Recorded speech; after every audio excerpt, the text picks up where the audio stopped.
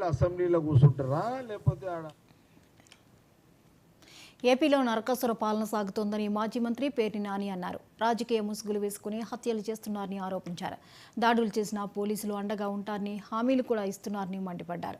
చంద్రబాబు పాలనలో వ్యవస్థలు నిర్వీర్యం అయ్యాయని విమర్శించారు. ప్రతిరోజు వైసీపీ కార్యకర్తల మీద దాడులు జరుగుతున్నాయని ఆగ్రహం వ్యక్తం చేశారు. ఇప్పటికే చంద్రబాబు పాలన మీద ప్రజల్లో అసహ్యం మొదలైందని వ్యాఖ్యానించారు.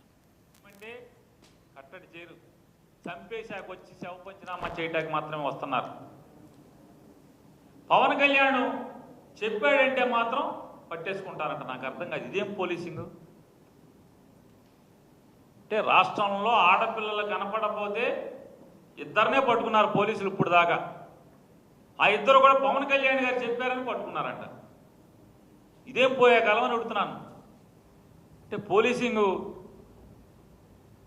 పనిచేయరా, ఉద్యోగం చేయరా?